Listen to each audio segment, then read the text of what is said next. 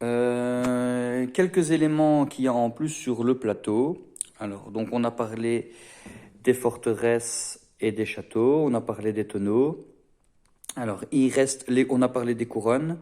Donc, les ordres de consolidation qui sont joués sur ces territoires vont rapporter des pions pouvoir en plus. Alors, mais en parlant de ces couronnes, il y a aussi une carte événement qui peut sortir, qui s'appelle le jeu des trônes. Et quand cette carte sort, eh bien, on va compter tout simplement le nombre de couronnes que possède chaque joueur. Et ce nombre va déterminer le nombre de pions pouvoir qu'on va pouvoir gagner. Donc, quand la carte sort, si le joueur gris possède 4 couronnes, eh bien, il aura 4 pions pouvoir directement sans rien faire, juste par la carte événement. Et c'est ça pour tous les joueurs. Donc ça c'est tout simple comme règle. Alors, il y a également des éléments comme des fleuves. Alors, ben, on voit que ce territoire et ce territoire sont adjacents, mais adjacents uniquement par le fleuve. Malheureusement, on ne peut pas traverser le fleuve. Donc ça veut dire qu'on ne peut pas aller de ce territoire à ce territoire-là et vice-versa, parce que c'est bloqué par le fleuve. Par contre, ici, on a également un fleuve, mais ces deux territoires peuvent quand même, on peut quand même aller de l'un à l'autre parce qu'il y a un pont qui permet d'enjamber justement le fleuve. Donc, en revanche, ce territoire ne pourra pas aller là parce qu'il n'y a pas de pont entre les deux. Ici, oui, et de là à là aussi, puisqu'il y a un pont. Voilà, c'est tout simple. Je pense qu'il y a encore un fleuve ici. Donc, de ce territoire-là à ce territoire-là, on ne peut pas passer.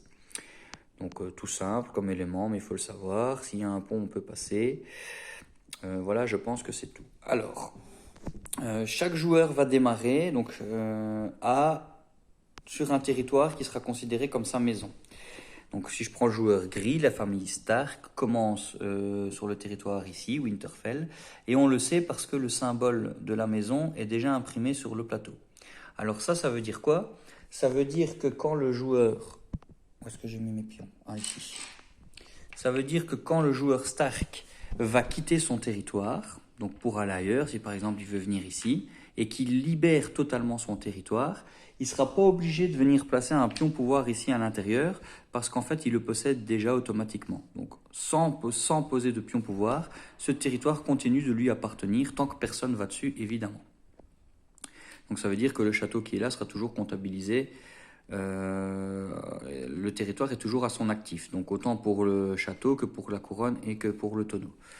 Donc ça, c'est très pratique. Alors si un autre joueur vient quand le territoire est libre, il n'y a pas de combat. Il prend le territoire comme n'importe quel autre territoire qui est totalement libre et il prend directement le contrôle sans faire de combat. Donc ça change rien. L'avantage, c'est juste pour le joueur dont c'est la maison de départ, c'est que tant que le territoire est vide, ben, il lui appartient. Et chaque maison a un territoire déterminé. Le joueur rouge ici, le joueur jaune sur cette île, le joueur noir ici, le joueur vert ici, etc. Le joueur, ici c'est des oranges. Enfin voilà.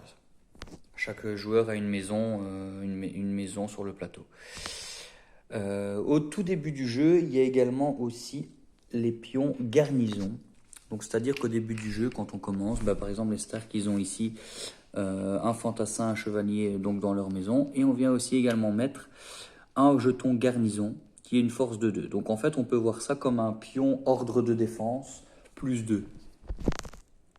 Donc pion ordre de défense plus 2, c'est vraiment l'équivalent. La garnison, c'est vraiment l'équivalent. Alors, ce qui est bien, c'est que lui, tant qu'il n'est pas battu, il reste sur le plateau. Même si... dans le cas où quelqu'un attaquerait le territoire à ce moment-ci, il devrait faire face à une force de combat de 3 pour les pions, plus 2 pour le pion garnison.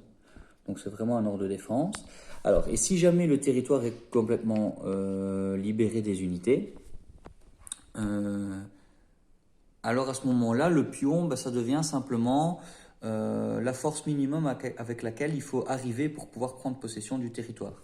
Donc, dans ce cas-ci, imaginons un simple fantassin venant de ce territoire, il veut se déplacer ici, eh bien, il ne peut pas parce qu'il a simplement une force de 1 et la garnison est d'une force de 2. Donc, il ne peut pas rentrer. C'est impossible pour lui d'y aller. En revanche, s'il vient avec un chevalier qui a une force de combat de 2, il peut rentrer sur le territoire. Et puisqu'il a une force de 2, c'est suffisant pour annuler le pion garnison. à ce moment-là, on retire le pion garnison définitivement du jeu. Alors même si le joueur gris vient récupérer après son territoire, le pion garnison, on ne le remet pas sur le plateau. Ça restera comme ça. Et si le joueur gris requitte encore le territoire par la suite, eh bien, il n'y a plus de garnison. Le territoire lui appartient tant qu'il est libre, mais il n'y a plus de garnison. Voilà. Donc c'est assez simple. Chaque maison a une garnison de 2 sur son territoire au début de la partie.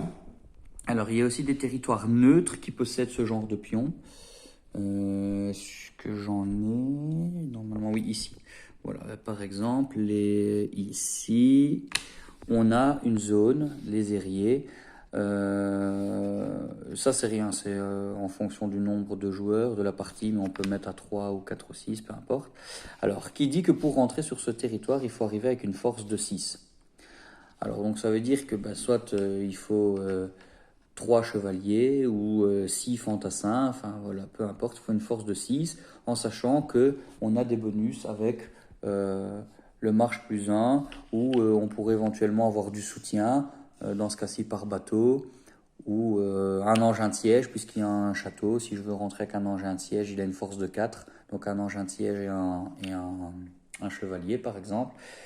Mais voilà, mais il faut arriver, en gros, il faut faire comme si on attaquait ce territoire avec une force minimum de 6 pour pouvoir obtenir ce territoire. Alors quand c'est fait, à partir de ce moment-là, on enlève ce pion du jeu définitivement de la partie, comme pour les pions garnison, et le jeu se poursuit normalement. Donc voilà, donc ça en fait c'est un peu comme un pion garnison, hein, c'est parce que dans l'histoire ce château-là est extrêmement compliqué à prendre, donc pour recoller un peu à la réalité c'est la même chose. Port-Réal c'est pareil, il faut rentrer avec une force de 5 minimum. Là c'est plus facile parce qu'il y a plus de territoires qui peuvent apporter du soutien.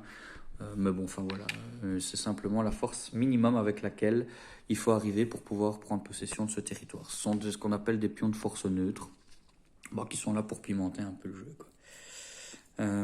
Donc voilà pour les éléments supplémentaires du plateau et la carte événement qui permet de récolter des pions pouvoir avec les couronnes imprimées.